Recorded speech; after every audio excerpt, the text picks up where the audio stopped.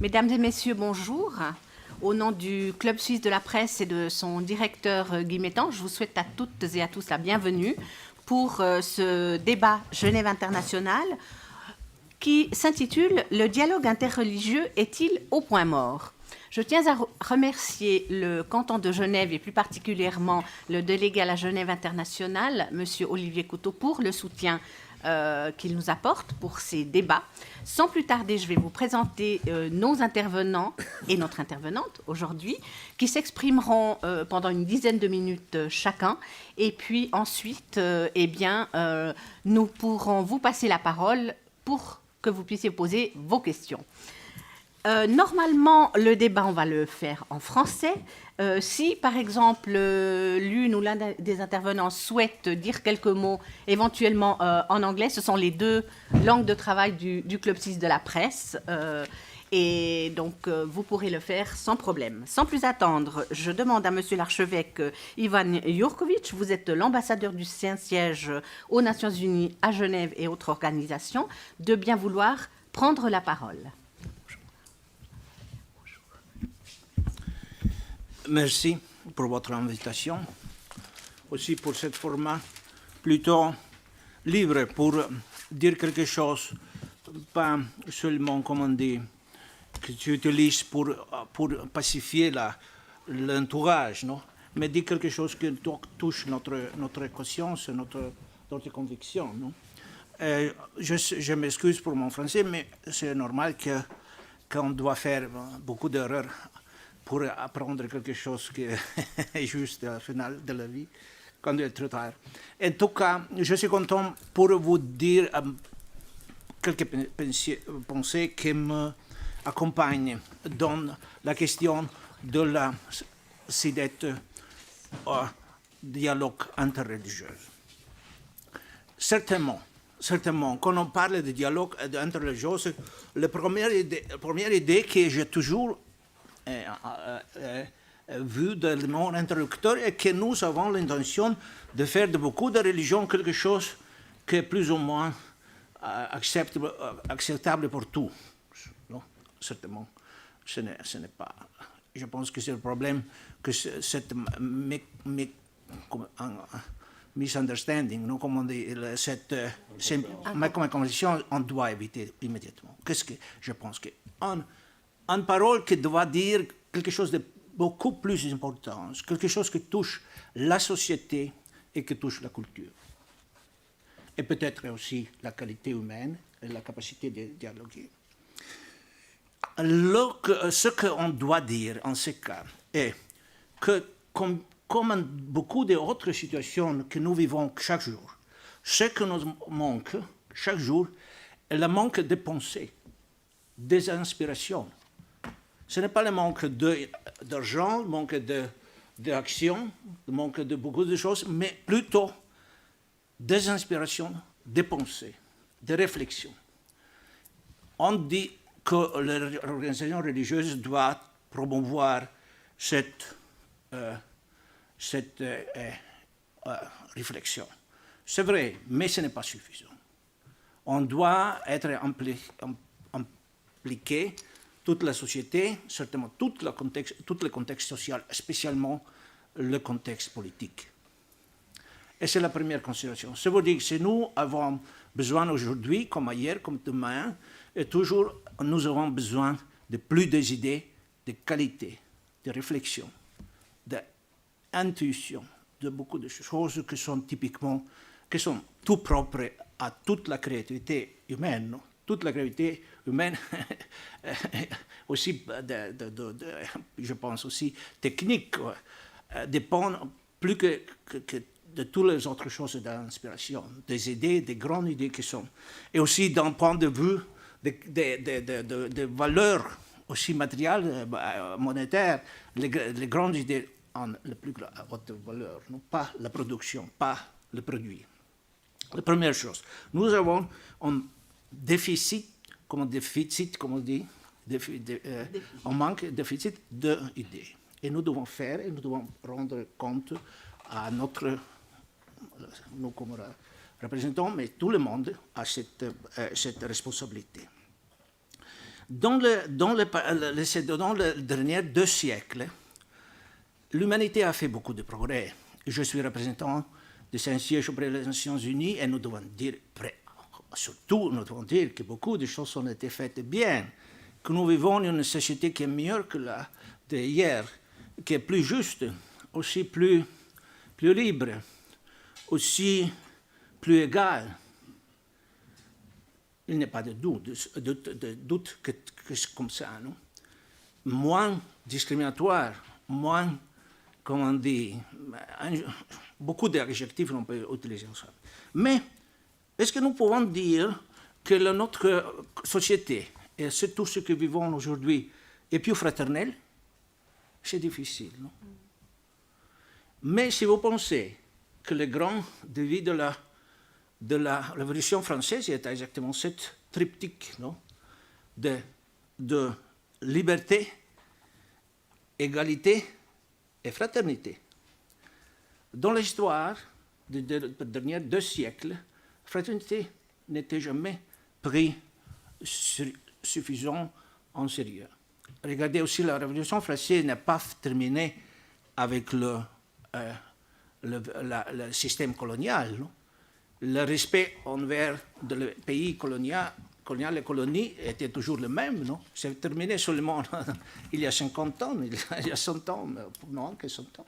Ça veut dire que ce déficit de fraternité est quelque chose qui a accompagné l'humanité et l'accompagne peut-être aussi aujourd'hui. Je vous dis ça toujours, comme vous pouvez déjà imaginer, aussi de cette situation qu'a eu le pape François avec la promotion, la présentation de ce document, sous-signalance de ce document sur la fraternité universelle. Le monde aujourd'hui, d'ailleurs et de demain, souffre de manquance, d'incapacité de pensée créative, généreux, constructif du point de vue social et constructif du point de vue politique. La première chose. Pourquoi c'est important? Je pense que tous nous ici réunis, nous sommes convaincus de beaucoup de choses. On dit et je pense que c'est possible de dire de tous nous, mais j'ai déjà parlé de beaucoup, non? Je dois terminer peut-être rapidement. Et regardez, nous, quand nous nous rencontrons dans la rue, nous sommes égaux. Quand nous nous proclamons qui nous sommes différents. Ça veut dire que c'est nécessaire de n'intoxiquer pas tout ce que nous faisons avec certaines préconceptions, de certaines idées, de certains préjudices qui nous accompagnent. Je pense que la production culturelle est peut-être la plus intéressante, parce que quand vous avez vraiment la créativité, vraie créativité artistique, vous perdez toutes les limites de communication. Vous verrez que tout ce que l'on fait de beau est vraiment beau, et que vous plaît, que vous parle directement. Mais la chose que nous devons faire, pourquoi est-ce comme ça? C'est quelque chose qui est connecté peut-être avec l'idée biblique, que fondamentalement, la société humaine est la société de frères et sœurs. Pas de mère et père, je ne sais pas, ou de directeurs aussi, mais de frères et sœurs. Et c'est quelque chose que vous savez que la Bible, probablement dans notre religion aussi, vous trouvez certainement dans la Bible comme essentiel, non? Ce mystère que la responsabilité de proches est immédiate et directe et sans limite.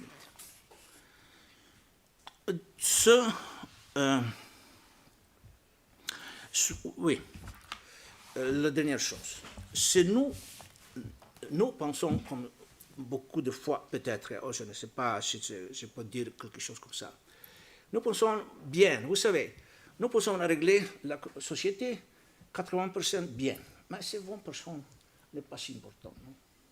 20% nous pouvons les laisser libres pour quelques discriminations, pour quelque chose que nous arrivons. Le problème est que dans l'histoire, historiquement, société exactement, que ces 20% vont venir et se vont venger Ça veut dire que solutionner seulement le problème à 80 personnes n'est pas suffisant. Doit être général, total, généreuse, ouverte, tout ce que nous voulons promouvoir aussi, je pense, pendant cette conversation. Merci. Merci beaucoup, Monsieur l'ambassadeur, pour avoir lancé le débat que nous allons continuer avec vous, Monsieur le Cheikh Khaled Bentounès. Vous êtes le chef spirituel de la Voie Soufie Alaouia. Je vous remercie de votre présence. Alors, je voudrais savoir si, à votre avis, le dialogue interreligieux est au point mort ou bien s'il continue et qu'il est toujours vivant. Mesdames et messieurs, bonjour. Votre Excellence. Voilà. Oui, je vous laisse parler près du micro.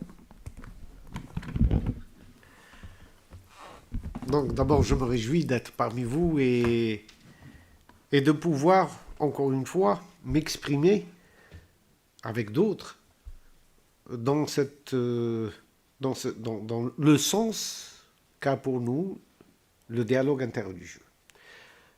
J'ai assisté depuis très longtemps et partagé avec d'autres et de nombreuses personnes de différentes religions ce qu'on appelle le dialogue interreligieux, à commencer par Assise dès les années 86. Il se trouve qu'aujourd'hui, le dialogue ou la conception qu'on avait du dialogue dans les années de la fin du XXe siècle ne répondent plus aux besoins de l'humanité d'aujourd'hui. Aujourd'hui, ce n'est pas le dialogue qui nous manque. Nous avons longtemps dialogué. Aujourd'hui, c'est de passer à la réconciliation et à la reconsidération de cette humanité. Qui nous sommes en réalité? Sommes-nous des humanités plurielles ou nous sommes une humanité? C'est cette question, à mon avis, qui aujourd'hui est essentielle. C'est comment réconcilier la famille humaine dans sa diversité, tout en respectant les différences. Monseigneur vient de nous dire que nous manquons d'idées. Je crois que les idées, on en a beaucoup, mais nous manquons d'audace. Nous manquons d'audace.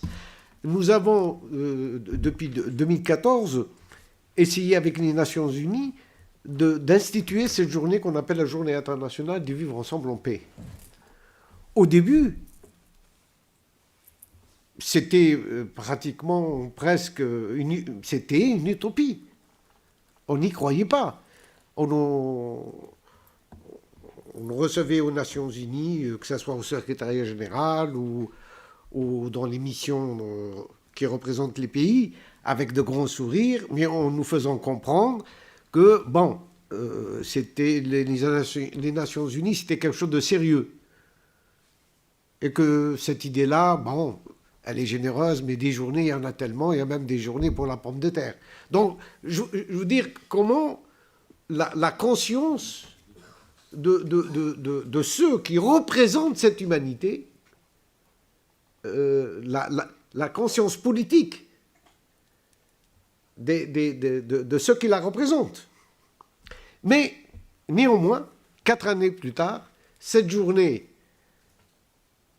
le 8 décembre 2017, elle a été adoptée à l'unanimité des 193 pays. Et ça, on ne s'y attendrait pas du tout. C'était quelque chose, on est parti de presque, bon, je dirais,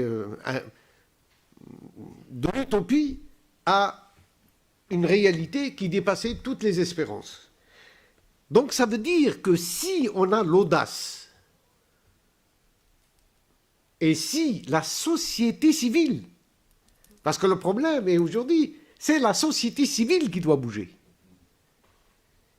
qui doit s'exprimer, qui doit exiger. Ce n'est pas les politiques. Aujourd'hui, aucun politique ne peut. Ce n'est pas par manque de de courage ou de percée ou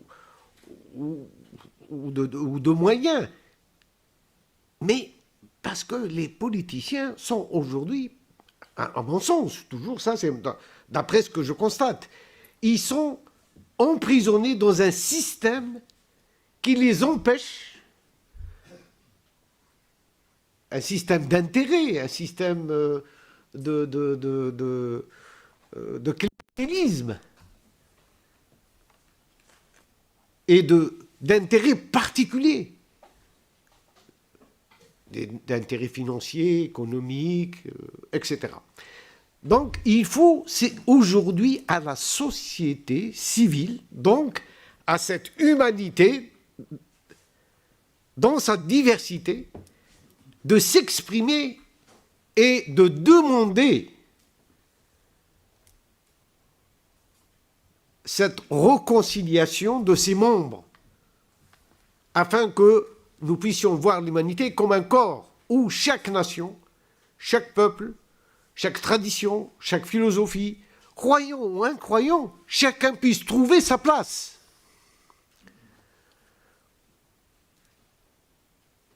Et ça, c'est une nouvelle conscience. Pour arriver à ça, il faut des moyens. Comment peut-on aujourd'hui dépenser 3 milliards par jour pour les armements? Quel investissement fait-on pour la culture de paix? Il faut regarder, c'est tout. Quelles sont les écoles aujourd'hui, les universités, les institutions qui enseignent la culture de paix? Où sont les programmes? Pour vous donner une idée, on a c'est peut-être des idées folles, mais il n'empêche qu'elles sont là et qu'elles... Nous avons, avec la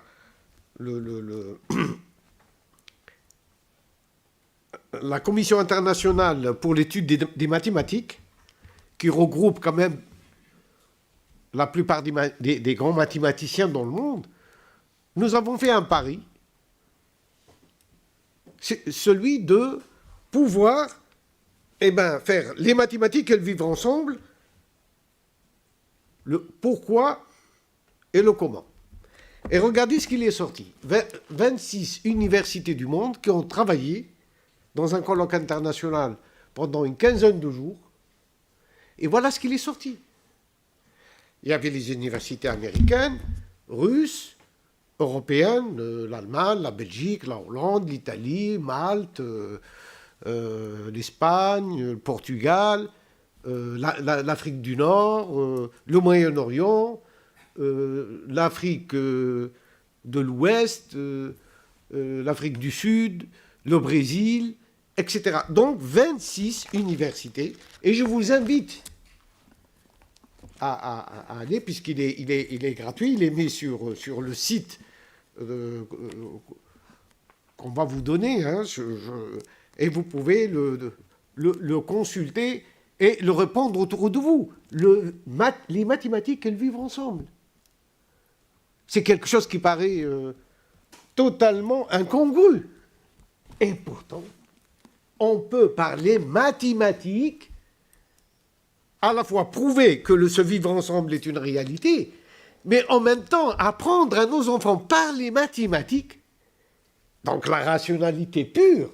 Il n'y a pas, à travers les mathématiques, ni dogme, ni philosophie, ni spiritualité. Et de là tirer des conséquences, comment nos enfants peuvent par là aller vers ce vivre ensemble en paix. Donc ça, c'est un investissement.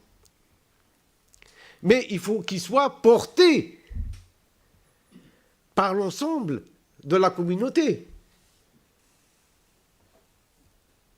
Je parle de la communauté humaine, des éducateurs, à tout point de vue, parce qu'il y a des exercices, il y a des ateliers d'une richesse extraordinaire qui permettent de changer les consciences, parce qu'il faut un investissement. Quoi qu'on dise, il faut investir dans la culture, dans cette éducation à la paix. Sinon, on continuera à s'enfoncer, parce qu'on est en train de s'enfoncer. Il s'agit aujourd'hui de l'avenir de générations entières. Là où se tourne aujourd'hui, on a la problématique, la problématique de réchauffement climatique, l'extinction des espèces, la pollution des océans. Donc tout est en train de signaler que ça ne va pas. Nous avons dépassé le seuil de tolérance, je veux dire. Et aujourd'hui, si l'humanité ne change pas sa conscience en allant vers cette fraternité, ne serait-ce que par égoïsme, c'est-à-dire se réunir par synergie, se mettre ensemble par le savoir, par les compétences, par la technologie. Il faut que tout ça soit au service de l'humain, et non l'inverse. Aujourd'hui, tout ça est au service de l'argent. Donc, il faut qu'on change notre façon de gérer, notre façon de dialoguer, notre façon de voir ce qu'est l'humain. L'humain n'est ni masculin ni féminin, c'est l'être, quel qu'il soit. Et nous sommes avec l'égale dignité, une justice pour tous, une solidarité entre tous. Donc ça, c'est, à mon avis, la problématique qui s'impose à nous.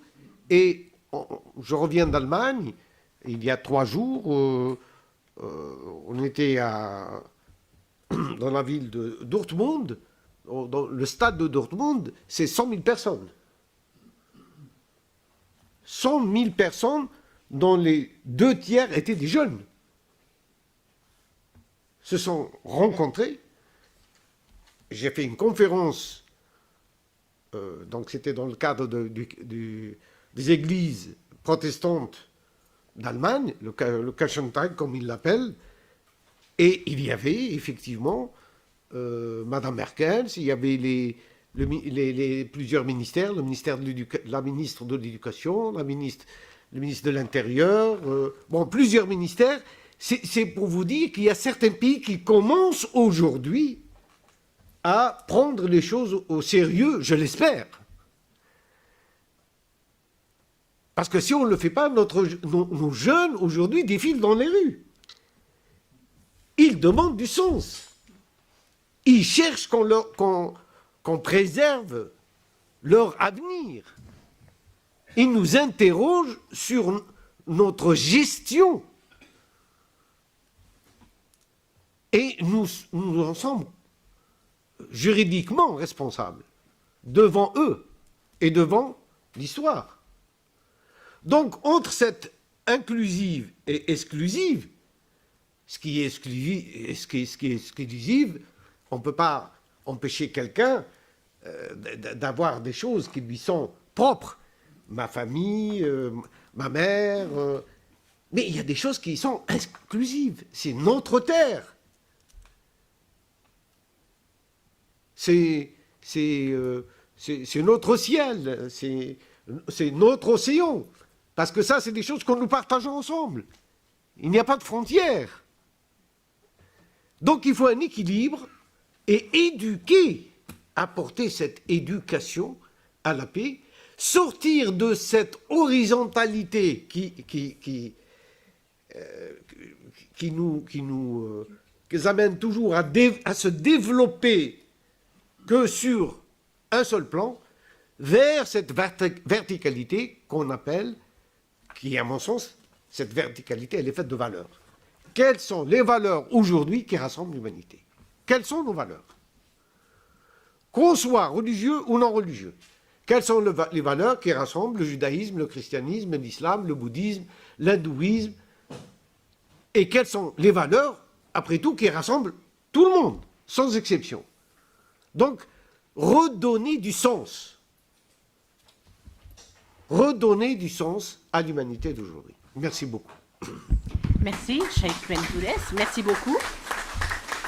Alors, j'ai retenu un mot, l'audace. L'audace de protester.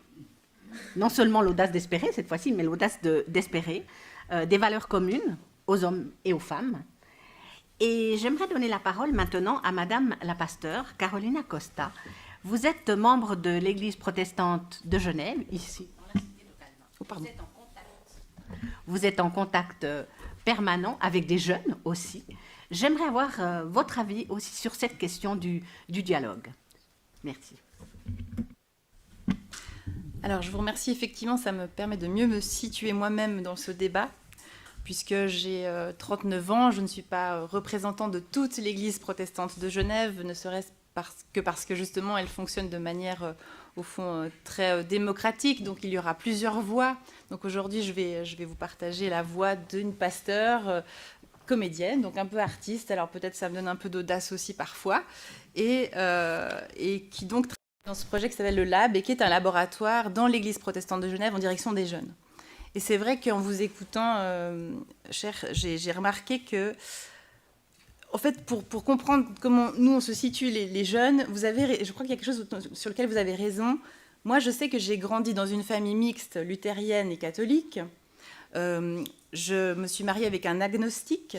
Et puis, mon beau-frère est juif.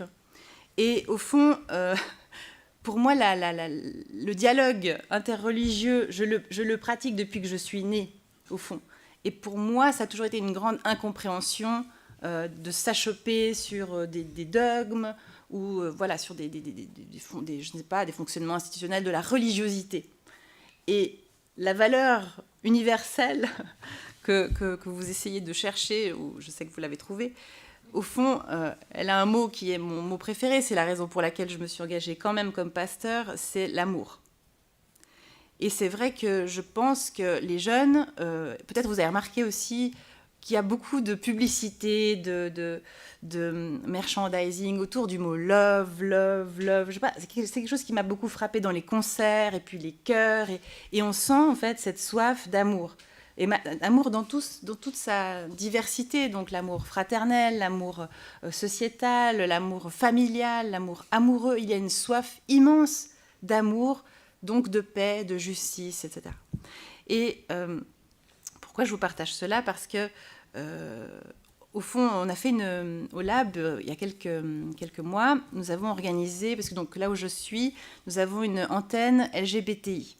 Alors, c'est lesbienne, gay, bisexuel, transgenre, intersexe. Et au fond, c'est quelque chose de complètement nouveau et émergent.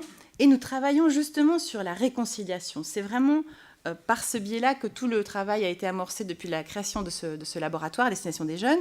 Et nous avons invité un imam qui était un imam gay de Marseille et qui est venu partager avec nous. Et ce qui m'a frappée pendant qu'on a partagé un moment devant l'assemblée qui était là, c'est le moment où il a raconté qu'il était parti dans sa jeunesse. À un moment donné, il est parti au Tibet. Et lui, il était déjà formé aussi comme imam, mais il est parti au Tibet et puis il a fait une expérience profonde, intérieure, spirituelle. Et puis il s'est mis à lire quelque chose sur le bouddhisme, sur le Dalai Lama. Et on a eu une fraction de seconde où on a eu une espèce de rencontre très comme ça forte parce qu'on s'est rendu compte qu'on avait lu le même livre parce que j'ai en fait exactement fait la même chose que lui. Je suis allée au Tibet, j'ai aussi vécu une expérience. Et puis ce Dalai Lama disait « Ce que vous avez expérimenté là, ce que vous avez vécu, sachez que vous le trouverez dans le bouddhisme, mais vous le retrouverez aussi dans votre propre tradition spirituelle. » Et ce que je ressens aujourd'hui dans le débat, je suis d'accord avec vous, c'est comme si on avait tous besoin de descendre plus en profondeur. Et puis le thème aujourd'hui, c'est le dialogue. Et on n'a encore rien dit de ce mot, qui en fait est un mot absolument magnifique. Et en tant que facilitatrice professionnelle Imago, c'est une méthode qui est basée sur le dialogue. Il y a une chose dont je réalise du coup en nous écoutant les uns les autres. Donc dialogos en grec, dia, à travers, et puis le logos, la parole. Donc quand je dialogue avec quelqu'un, quel qu'il soit, quel que soit ce frère, qu'il soit d'une autre religion, d'une autre spiritualité, d'autres convictions, dans un dialogue, il y a toujours quelqu'un qui doit écouter. Quelqu'un parle, je reçois cette parole, mais la plupart du temps, lorsque nous dialoguons, nous ne dialoguons pas. Parce qu'en fait, nous sommes en train de préparer nos réponses, nous ne sommes pas du tout avec l'autre, nous sommes toujours dans notre monde. Alors, le dialogue demande au contraire que si j'écoute, j'oublie tout ce qu'il y a dans mon monde parce que je vais traverser ce pont pour aller rencontrer un autre humain dans sa manière de voir les choses, dans son environnement, dans sa culture, etc. Et je ne peux que sortir transformée de cette rencontre parce que je vais découvrir quelque chose qui ne me ressemble pas, qui m'est étranger et qui pourtant existe. Ce que vous disiez tout à l'heure, je vais rencontrer en fait cette autre humanité et quiconque fait une fois ce dialogue vrai, si je puis dire, vraiment dans cette perspective d'écoute profonde, va en ressortir élargi parce qu'il va faire une expérience extraordinaire, il va découvrir que nous n'avons pas à choisir entre lui ou moi, mais qu'en fait, tous les deux, nous avons cette place pour exister. C'est et lui ou elle, dans son environnement spirituel, religieux, etc., et moi. Et je crois que la fraternité naît de cette reconnaissance mutuelle, que nous vivons des expériences, nous utilisons des mots, des vocabulaires pour mettre du sens sur ces expériences, et le piège, au fond, dans lequel, qui est toujours très douloureux pour moi, aussi personnellement, c'est quand on n'arrive pas à se rencontrer dans cet endroit-là et que, au fond, qu'on nie une expérience plus profonde. Et les jeunes vivent, les enfants vivent ces expériences profondes et n'ont pas de lieu, au fond, pour être accueillis dans cette expérience. Je ne sais pas si j'ai encore un petit moment. Je pense aussi à, puisqu'on a parlé d'éducation, j'ai 2 enfants, et dont une qui est à l'école, ici à Genève. Alors bon, à Genève, nous sommes dans cette situation de laïcité, comme vous le savez, et j'ai des gens ici dans la salle qui en parlent bien mieux que moi tout à l'heure, peut-être. Mais donc, dans cette situation, évidemment, on ne parle pas de religion, enfin, je veux dire, il n'est absolument pas question de ça dans l'école, et je me souviens d'une fois où j'arrive dans le parascolaire, et puis il y a des enfants qui sont là, et tout d'un coup, on se met à parler de... Je ne sais plus ce que c'était. Ils étaient en train de compter, et puis je leur dis, on pourrait compter jusqu'à où? Ah, ben, jusqu'à l'infini. Ah, mais qu'est-ce que c'est l'infini? Ben, c'est Dieu, Dieu, Dieu. Je me suis dit, oups. Je dis, mince, je viens d'aborder un sujet. Enfin, je n'ai pas abordé ce sujet, je me suis retrouvée dans cette situation d'aborder ce sujet de l'infini, donc de Dieu. Et voilà que j'avais, autour de cette table, 4 enfants sur 5 qui me parlaient de Dieu, et ma fille qui me dit, on n'a pas le droit de parler de ça à l'école, mais on en parle tous à la récréation. Je me dis, nom de bleu, qu'est-ce qu'on est en train de rater? On est en train de rater cette fraternité. Et cette fraternité passe par la connaissance, et on en reviendra quand même toujours à ça. Donc je trouve ça merveilleux qu'on ait trouvé cette astuce par les mathématiques. Il y en a aussi une autre qui est quand même développée aussi dans beaucoup d'endroits et qui devrait être aussi obligatoire, c'est la philosophie avec les enfants. Ne serait-ce que cela, pour effectivement développer l'empathie, la justice, etc. Donc, voilà un petit peu ce que j'ai envie de vous partager, disons, en vous écoutant les uns et les autres. Et je me réjouis d'écouter mon confrère. Et puis peut-être juste encore dire une chose, parce que c'est important sur Genève. Il y a... les protestants sont de fait une église, évidemment, qui est dans ce dialogue, dans cette discussion, et donc de reconnaissance mutuelle. Et il faut vraiment signaler le travail, et donc le dialogue à Genève n'est absolument pas au point mort, puisqu'il y a le travail de la plateforme interreligieuse, dont évidemment François aussi tu fais partie, et qui développe, qui essaye vraiment de faire aussi ces rencontres, de favoriser ce savoir-vivre, ce savoir-être ensemble. Mais, et je resterai peut-être là-dessus, ça ouvrira peut-être aussi une question, j'ai parfois le sentiment que, évidemment, le dialogue n'existe qu'au bon vouloir des leaders religieux. Donc si je suis sensibilisée et que j'y trouve un intérêt, que je comprends l'intérêt, ce qui par exemple est le cas pour moi, ça me semble absolument normal et vital et nécessaire. Mais je me souviens très bien d'avoir eu une soirée, je terminerai là-dessus, dans une paroisse dans laquelle j'exerçais. Et puis j'avais envie de faire une soirée justement sur la question de la vérité. Une vérité, plusieurs religions, quid de cette situation. Et j'ai juste posé la question à la vingtaine de participants qui étaient là, qu'est-ce que vous savez d'une autre religion ? Et j'étais un peu anéantie parce que 18 personnes sur 20 ne savaient rien.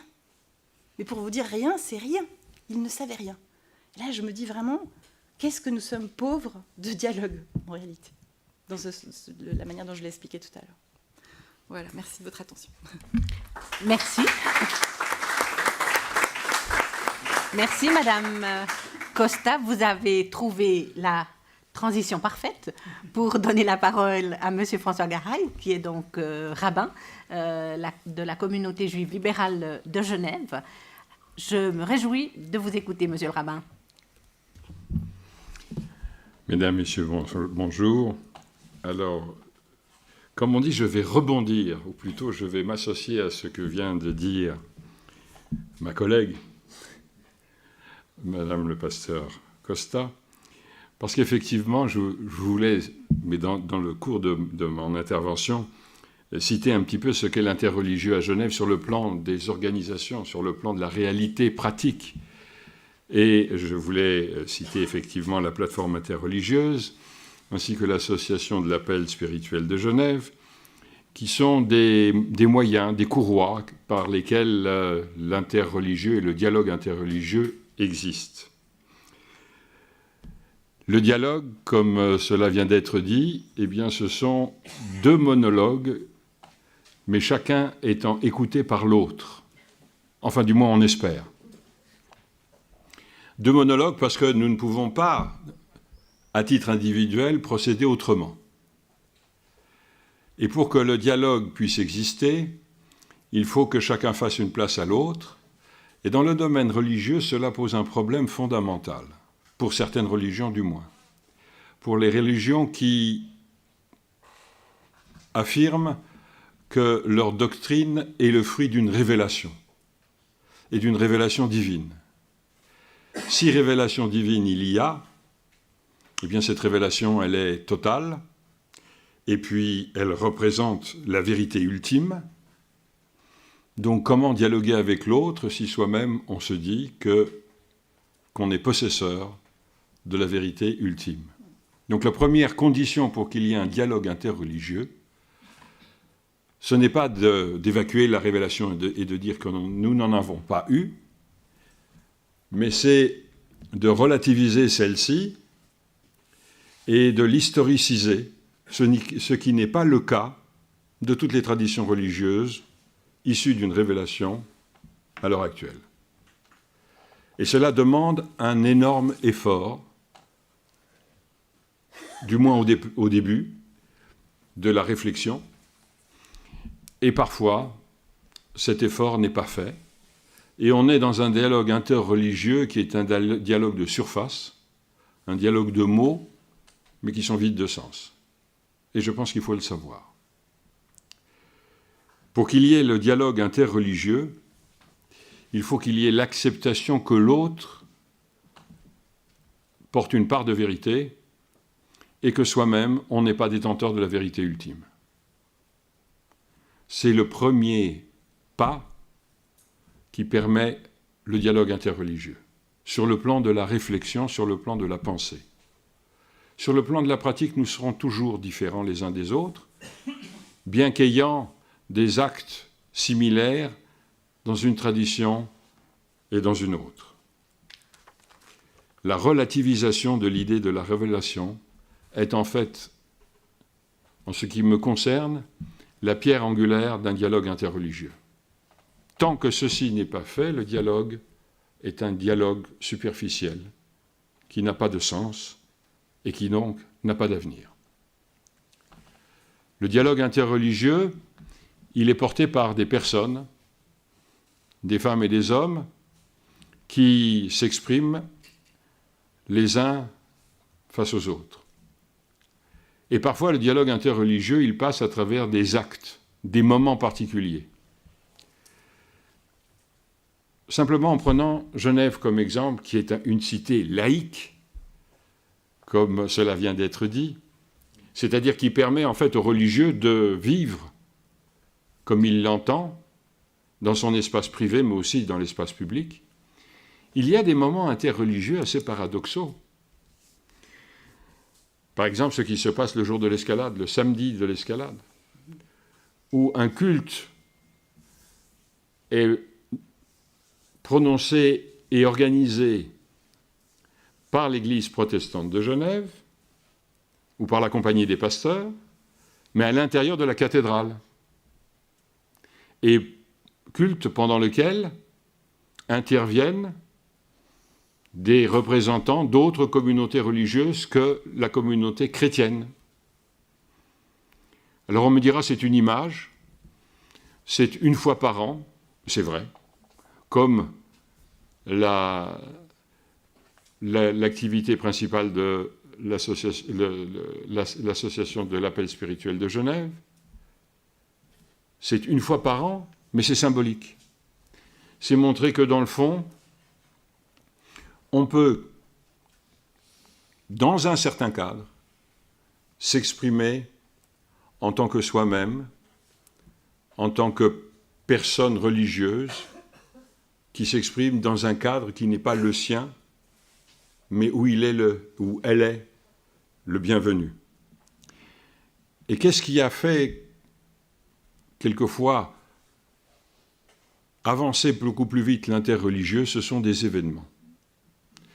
La première célébration interreligieuse dans la cathédrale de Genève, anciennement catholique, romaine devenue protestante, c'est le drame du SR 111, quand le vol s'est abîmé du côté de Halifax, je crois.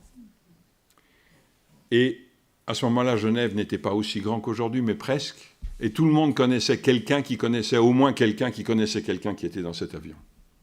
C'est-à-dire que le choc produit à l'intérieur, dans le cadre genevois, a généré une réflexion chez les pasteurs de Saint-Pierre de l'époque, Bill McComish et Vincent Schmitt, qui ont organisé, un samedi après-midi, un office interreligieux auquel ont participé de nombreux représentants des communautés religieuses. C'est un exemple, comme ce qui s'est passé à l'époque du tsunami, ou à d'autres, lorsqu'il y a eu d'autres événements de ce type. Faut-il attendre qu'il y ait des catastrophes pour que l'interreligieux dialogue et existe? Peut-être.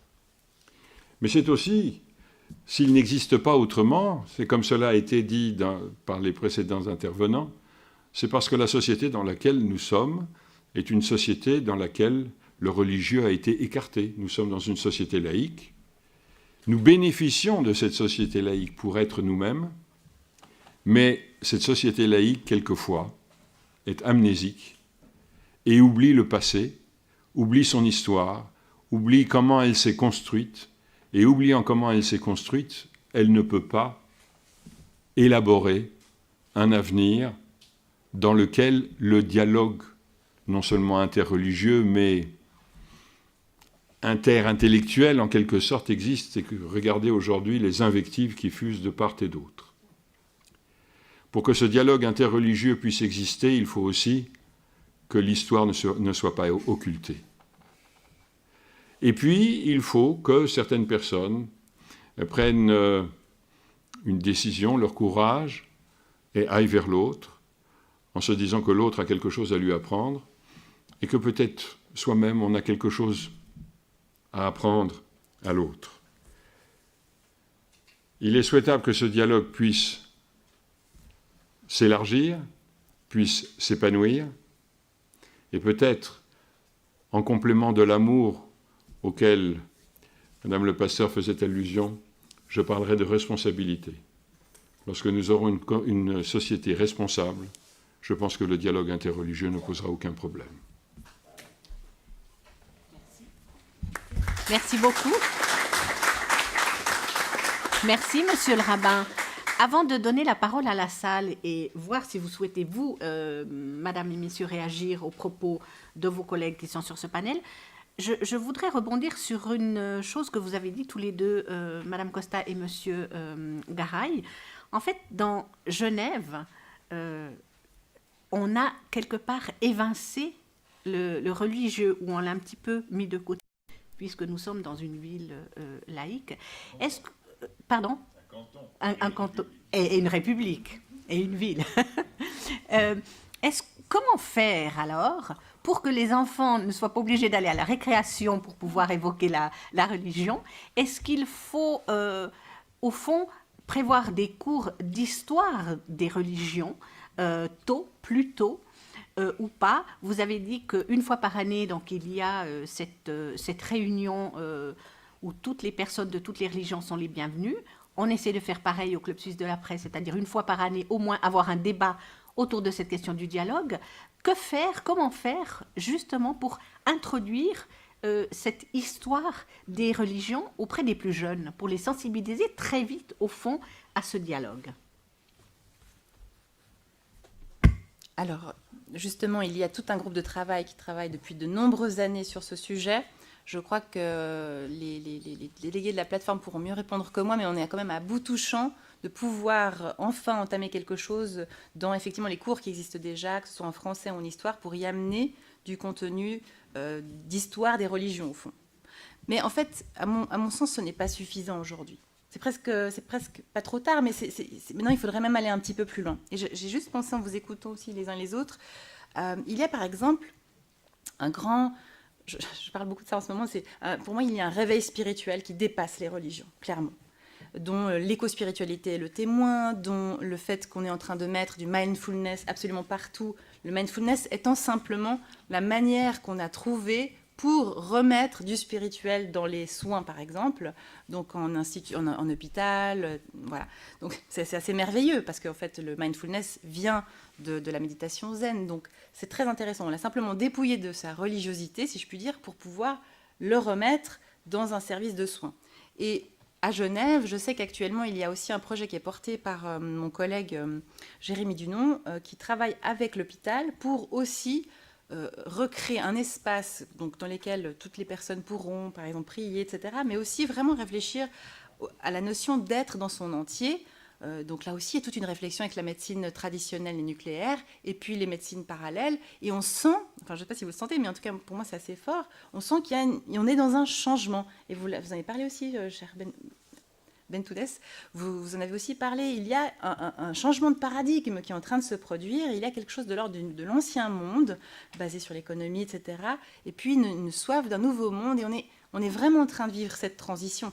Donc, au fond, effectivement, le dialogue tel qu'on l'a connu ici, il est peut-être un peu dépassé. On est vraiment vers quelque chose au-delà de cela, au-delà du religieux, vraiment dans l'être profond, le spirituel, l'être spirituel, et dans toutes ses dimensions, qui d'ailleurs, dans une vision juive, rejoint là aussi plus cette idée, je crois, si je ne me trompe pas, le cœur, l'esprit, la chair, cet ensemble-là. Et on est en train d'entrer dans cette, je crois, dans cette phase-là de l'humanité.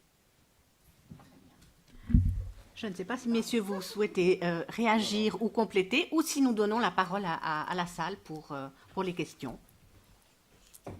Alors, mesdames et messieurs, la parole est à vous. Je vous demande de poser des questions brèves, comme ça nous pourrons en prendre un maximum. Et ensuite, nous pourrons continuer le dialogue autour d'un buffet. Monsieur. Oui, Michel. Oui, allez-y. Vous, monsieur? Oui, oui, absolument, monsieur Boudet. Parlez dans... Oui, alors madame, merci beaucoup pour avoir organisé ce dialogue. Et merci à tous les orateurs. Je dirais, effectivement, faisant aussi partie de l'appel spirituel de Genève, je suis content de voir Rabbi François ici. Je suis heureux aussi de vous entendre, madame la pasteur, et inutile de dire notre ami l'archevêque, et puis, cher... je suis content de vous revoir à Genève aussi, parce que je crois qu'on a besoin de gens comme cela.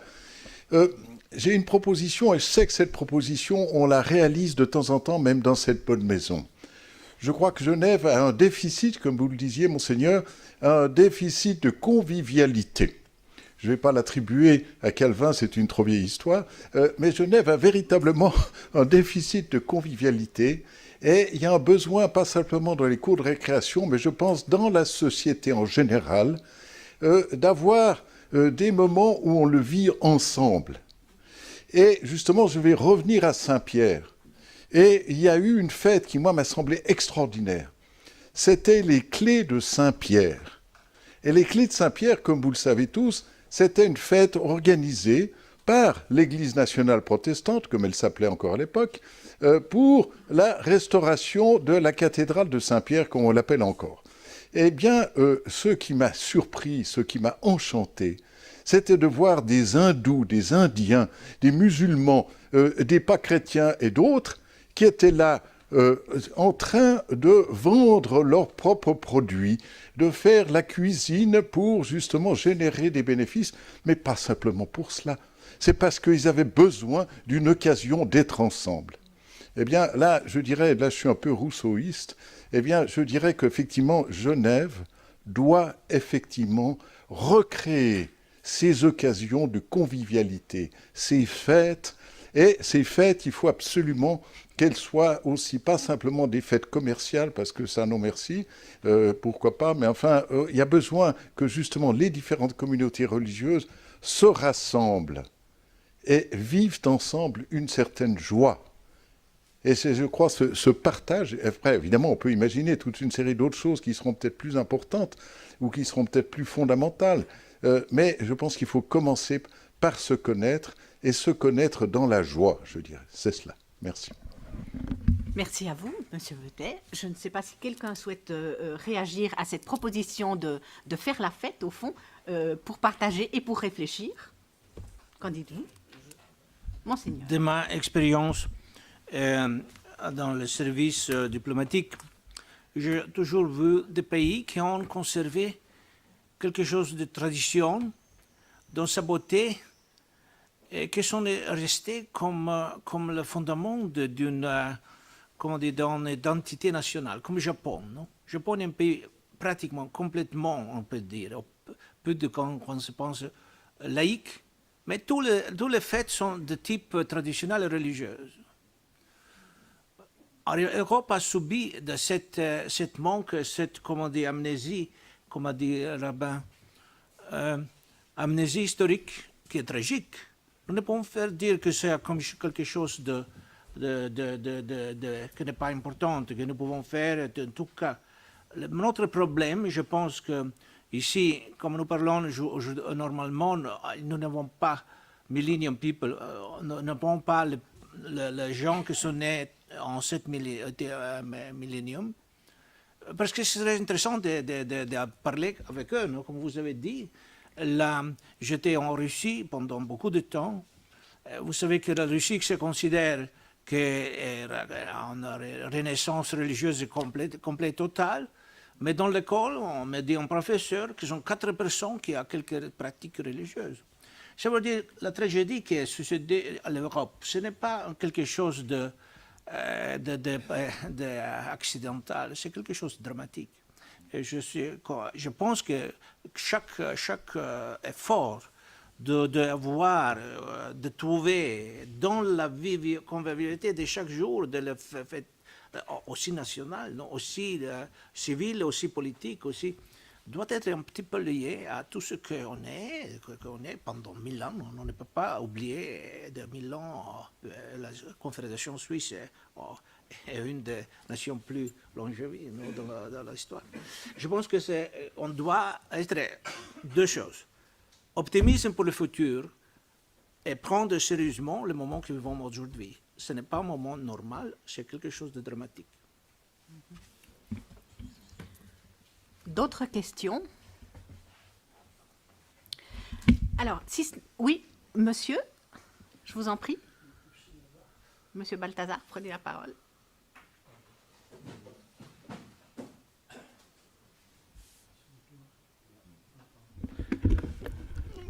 Bonjour. D'abord, je voulais vous dire merci parce que je trouve cette conférence très intéressante.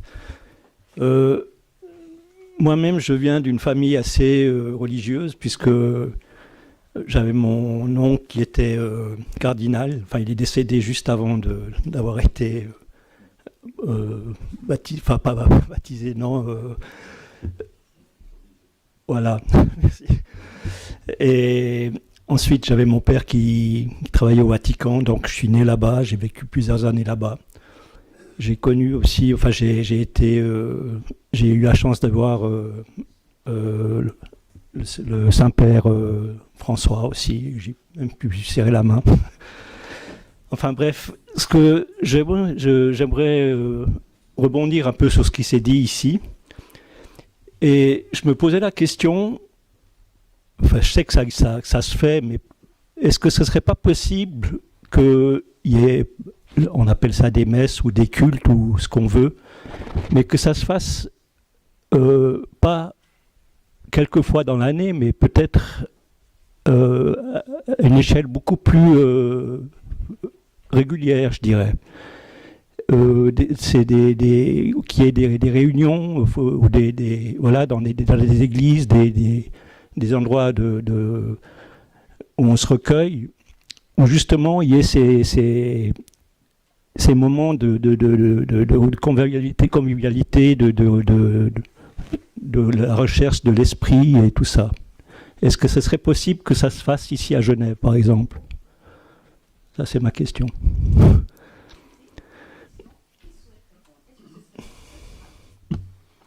Alors, juste un rappel historique, parce que je vais reprendre le culte de l'escalade. Le culte de l'escalade, dans un premier temps, a été assuré par l'Église nationale protestante de Genève uniquement. Dans un deuxième temps, les catholiques romains, avec leurs représentants, ont été associés. Puis les catholiques chrétiens, puis les juifs, puis les musulmans, chacun avec un représentant. Ce qui montre que cela est possible. Est-ce possible d'une façon un peu plus régulière? Alors je répondrai pourquoi pas. Dans quel cadre? C'est à définir. Mais cela pourrait donner une image. Et quelquefois les images sont nécessaires, bien qu'il ne faut pas tomber dans l'idolâtrie non plus. Cela pourrait donner l'image que les religions peuvent coexister et collaborer et participer ensemble à des moments particuliers. C'est ce que font déjà certaines associations telles que la plateforme interreligieuse, telles que l'appel spirituel de Genève, mais pourquoi pas le généraliser à d'autres dans une totale ouverture? La difficulté dans ce cas-là, c'est qu'au bout d'un certain temps, l'intérêt, entre guillemets, s'érode. Mais ce serait une belle chose que de le mettre au point et comme on dit, de l'acter. Je ne sais pas si les autres sont de mon avis, mais j'ose espérer que oui. Nous allons leur poser la question. Vous seriez partant pour régulariser ce genre de rencontres? Enfin, ce genre de rencontre, j'ai assisté à plusieurs. Comme j'ai parlé d'assises, nous avons célébré des rencontres de ce type à Rome même, à Sant'Egidio, à l'église de Sant'Egidio, avec toutes les communautés, les représentants de toutes les religions du monde. Nous l'avons aussi célébré en Pologne, à l'époque qui était encore communiste, en 89. Septembre 89, pour la commémoration de cette Deuxième Guerre mondiale, qui était catastrophique. Et on vient, nous, en tous les cas, en Algérie, de célébrer quelque chose d'unique. C'est la béatification de 19 moines et sœurs qui ont été assassinés pendant la décennie noire, et qui ont été béatifiés. Il y avait le représentant de sa sainteté, le pape François, et il y avait plus de 1200 invités qui venaient de part et d'autre du monde chrétien. Et c'était la première fois qu'un représentant du pape, plusieurs évêques, plusieurs directeurs de grands ordres monastiques sont rentrés dans une mosquée et reçus par des imams et des mouftis. C'était une première. Et puis que tout le monde, musulmans et chrétiens catholiques,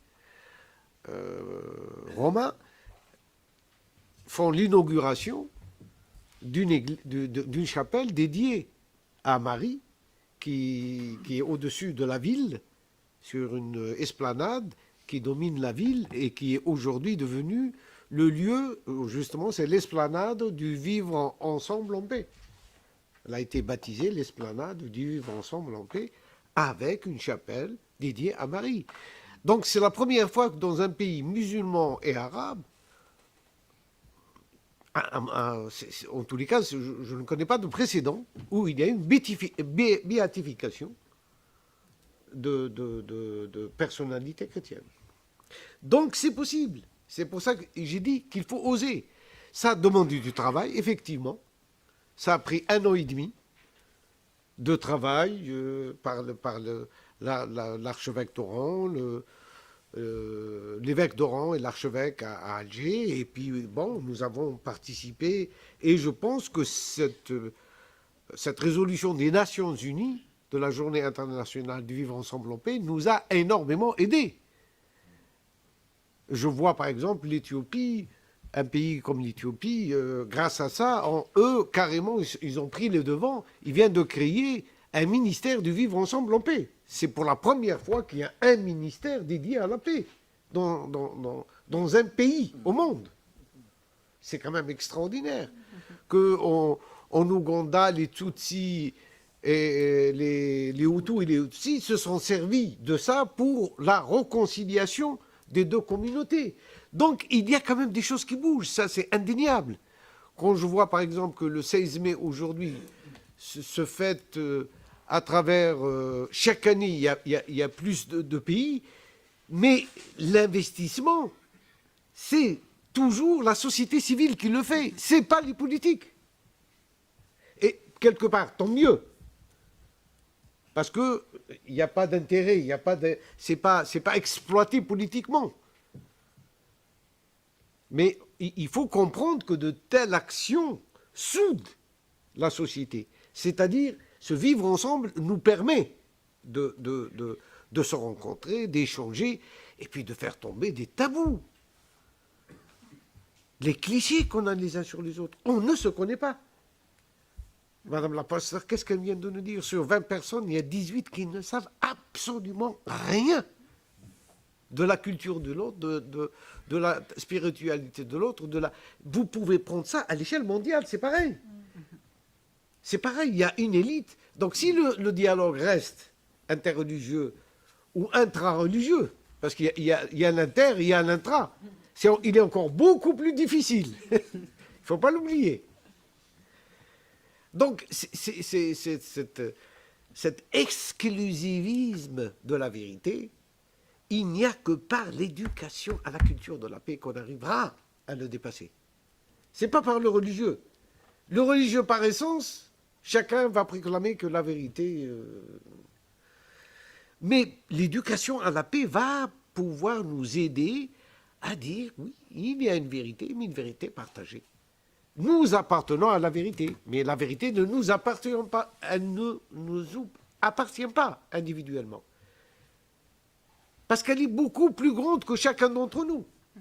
Dieu est beaucoup plus grand que chaque communauté. Il ne peut pas appartenir à une seule communauté, c'est une aberration. Il va l'écraser.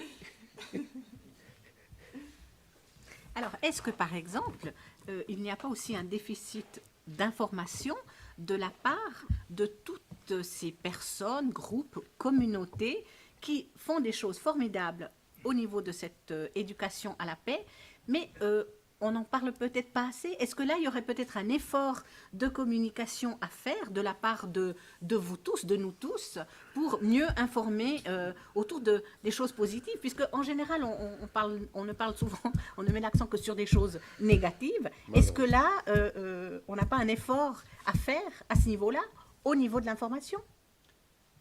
Oui, Madame Costa. J'ai envie de réagir juste sur, justement, rassembler 2-3 choses en racontant juste une anecdote. Il y a 2 ans, il y avait eu ces événements tragiques en France d'un prêtre qui avait été assassiné dans son église, et quelque chose m'avait énormément touchée. L'église catholique avait décidé que un des dimanches suivants, ils invitaient toute la communauté musulmane à venir chez eux, célébrer avec eux. Et je me suis dit, mais ça c'est d'une...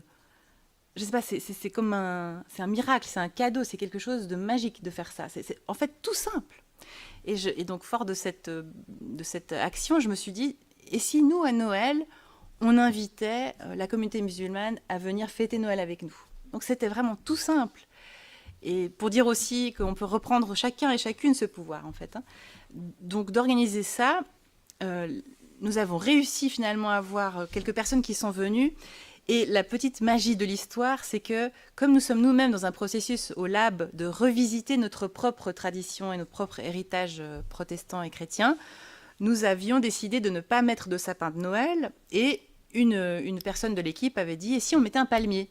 Parce que ça correspondrait un petit peu mieux quand même à la Judée, à l'environnement de la Judée, etc. Bon, on s'est dit « Super !»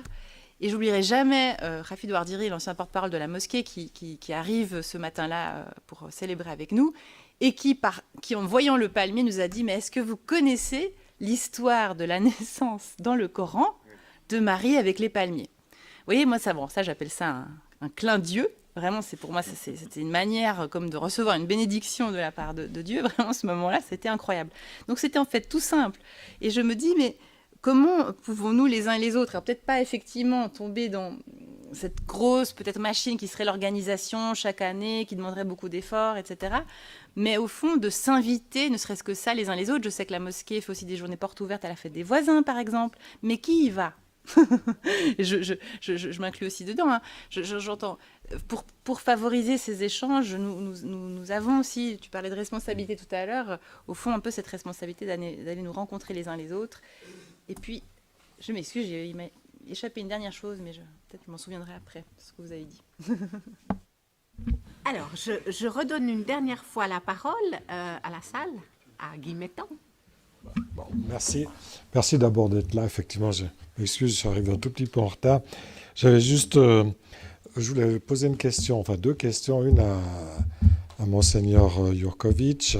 Il a dit qu'on vivait une transition dramatique aujourd'hui, en parlant aussi de la tradition, etc. Si j'ai bien compris, ça m'intéresserait que vous explicitiez ce que vous entendiez par transition dramatique. Je pense que c'est pas... Évidemment, c'est pas faux, mais enfin, peut-être expliquer un petit peu et voir un peu comment réagissent les trois autres intervenants. Puis j'avais une autre question. C'est vrai que le dialogue interreligieux, dont vous êtes les témoins ici, a fait beaucoup de progrès, je trouve. Il y a eu l'appel de Genève, évoqué par Michel Veutet. Donc, effectivement, on constate quand même une mise en place et que ça se passe, enfin que le courant quand même passe. Mais le problème, c'est ceux qui ne sont pas présents autour de la table, parce que dans chacune des religions que vous incarnez, il y a on va dire, des ultras, ou je ne sais pas comment les appeler, des hyper-orthodoxes. Je ne veux pas non plus désigner, et puis les désigner à la vindicte comme des gens qui seraient déviants, etc., parce que le vocabulaire aussi est souvent faux, hein, dans ce genre de choses. Mais disons, dans l'intérieur de chacune des religions, on voit des mouvements, disons, ultra, qui, eux, sont très, très peu disposés au dialogue. C'est vrai chez les juifs, avec les ultra-orthodoxes, chez les chrétiens, avec certains mouvements évangélistes, ou je sais pas, ou d'autres. Chez les musulmans, on connaît peut-être un petit peu mieux la chose, quoique vu de loin, parce qu'on n'est pas plongé dedans. Enfin, sauf de temps en temps à cause d'attentats, mais on n'est pas plongé dans la réalité. Ça touche les hindouistes, ça touche les bouddhistes qui ont longtemps passé pour des gens extrêmement pacifiques et dont on voit qu'ils ont aussi leurs propres extrémistes. Donc comment on fait aussi par rapport à ce phénomène, justement pour essayer de joindre à l'intérieur de vos propres religions ces gens qui disons, sont moins ouverts au dialogue? Deuxième partie de la question. Voilà. Je laisse. Je ne voudrais pas entrer en la sensibilité locale de Genève qui a choisi aussi cette voie de laïcisme. Non, ce n'est pas ce que je dis n'a pas aucune relation avec ça. Je pense que la société de tolérance, nous avons accepté dans la société où on doit tolérer tout sauf la tradition. Vous avez cette nécessité, les Nations Unies, non? Lorsque nous explorons, nous verrons qu'il y a beaucoup de gens dans les Nations Unies, représentants des pays, qui ont comme une vocation pour social engineering, non? Comment dire, qu'on a domination culturelle qui doit venir de partie des Nations Unies, les pays plus promus, les pays plus libéraux, on doit, quand vous acceptez la position libérale, vous êtes correct, vous êtes dans la voie correcte, tout le reste, difficile. Ce sera un problème pour nous, pour le futur. Et c'est inutile de dire que ce restera impuni, comme on dit, non? Ce sera quelque chose qui laissera beaucoup de conséquences. Je pense qu'il est injuste, simplement injuste, et nous ne devons jamais accepter, pour la tolérance de l'autre opinion, de renoncer à la propre opinion. Non? Vous avez cette incapacité de défendre les positions traditionnelles, c'est incroyable. Vous pouvez avoir une audience de 1000 personnes, personne ne va défendre la position qui est plus non, que serait, je suis né il y a non, je sais pas, tout ce qui appartient à ta vie et tout ce qui appartient à ton environnement, pour ne pas faire quelque chose contre le qui pense différemment. Quelques problèmes. Ce n'est pas facile, ce n'est pas la réponse. Je pense, je ne sais pas si nous avons l'autre occasion de parler, parce que je voudrais peut-être conclure avec quelques pensées que vous avez dites. Dans la salle des armements, aux Nations Unies, il y a écrit désarmer ou périr. Non. Ce n'est pas. Je pense que nous devons dialoguer ou périr, mais dialoguer tout. Toutes les positions, non? Je pense que ici nous avons représenté. Nous devons assumer devant le dialogue, la recherche de la vérité de que nous sommes, que notre histoire, doit être essentiel, comment dire, absolument indispensable.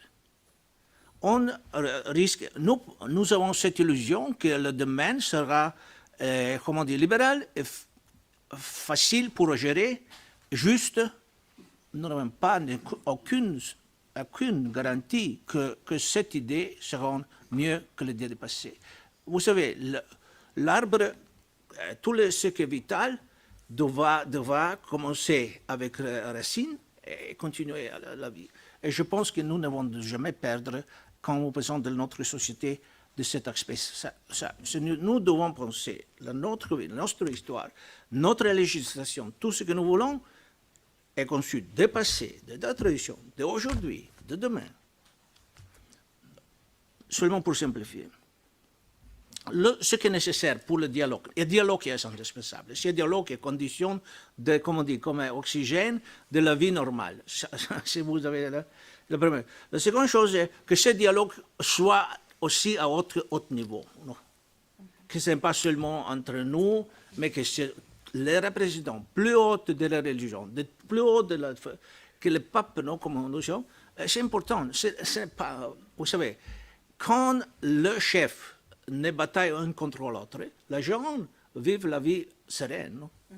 Mais c'est quelque chose d'incroyable, cette valeur iconique de montrer ce que nous voulons et ce que nous pensons, que nous espérons.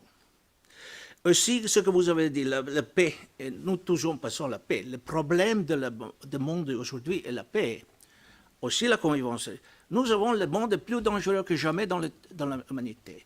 Avec plus d'armement du monde n'a jamais existé. Plus d'argent que se gâte aujourd'hui pour ce que nous avons de voir dans notre dialogue, c'est exactement contribuer à la culture de la paix. Et ce n'est pas aujourd'hui une chose amatoriale, comme on dit, non? Quelque chose que nous pouvons manger.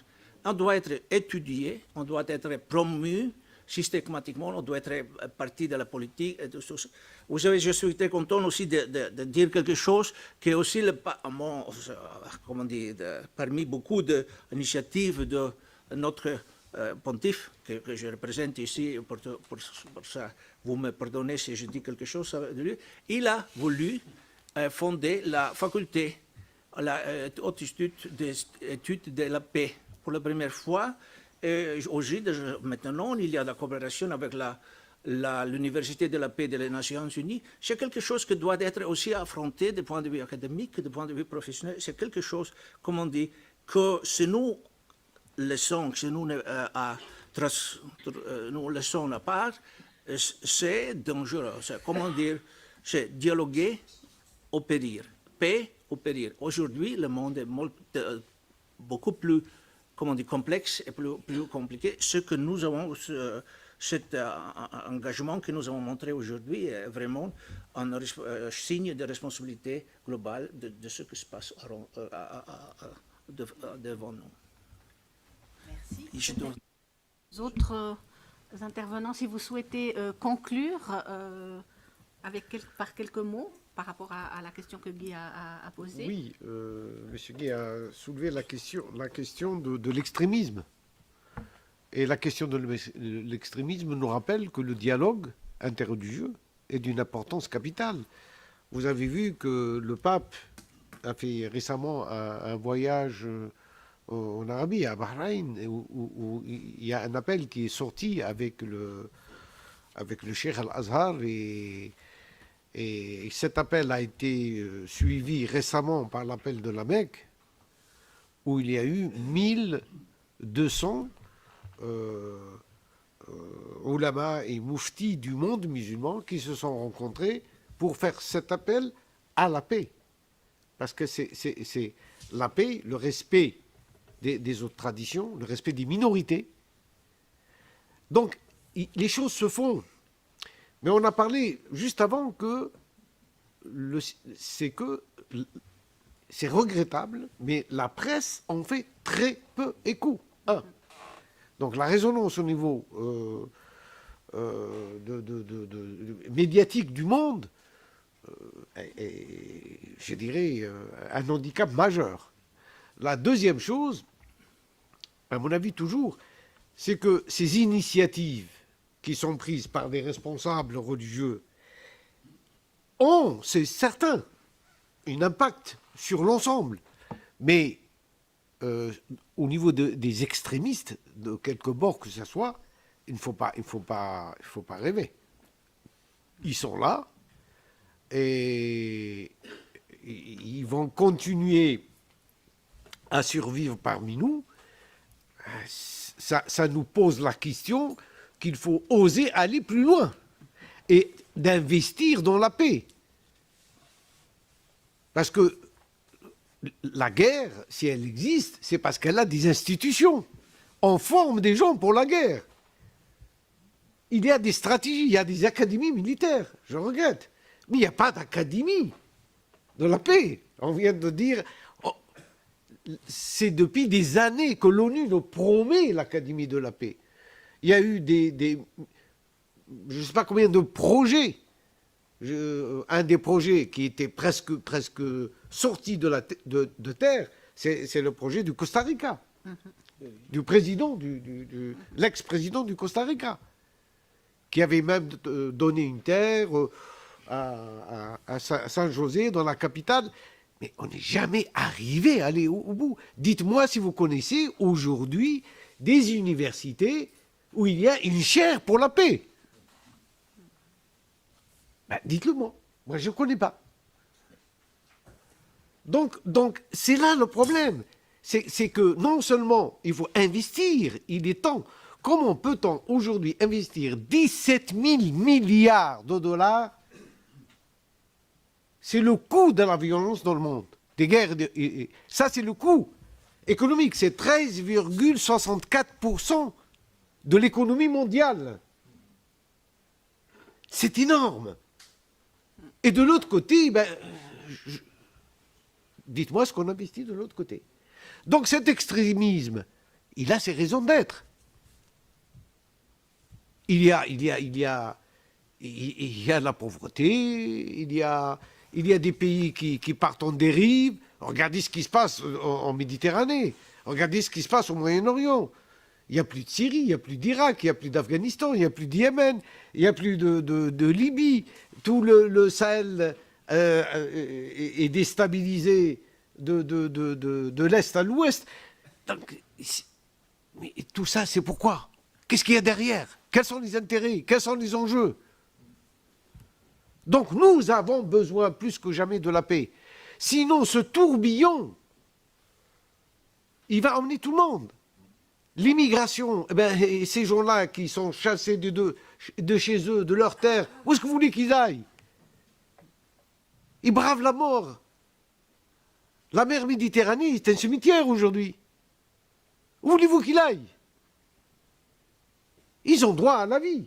Donc, l'investissement dans la paix est aujourd'hui le plus important, et si ce dialogue peut nous permettre, en tant que religieux, d'agrandir cet espace de paix entre nous, je crois que c'est à cela que nous sommes. La priorité des priorités pour moi. Merci beaucoup. Je crois que, Monseigneur, vous allez rester encore quelques minutes avec nous. Nous allons partager des rafraîchissements ici ensemble. Je crois qu'il y a des demandes d'interview aussi. Donc, je voudrais vous remercier. Oui, 15 minutes, si ça vous va. On va continuer au tour de rafraîchissement. Je tiens à vous remercier toutes et tous, et vous, madame et messieurs les participants, pour ce débat très enrichissant, très intéressant. Je vous demanderai, avant de nous quitter, de bien vouloir signer le livre d'or, et puis nous allons nous quitter avec le sourire, puisque je vous donne le livre Cartooning for Peace. Merci beaucoup et à très bientôt. Et merci à ceux qui nous ont suivis aussi sur le site internet du Club Suisse de la Presse. Au revoir et merci.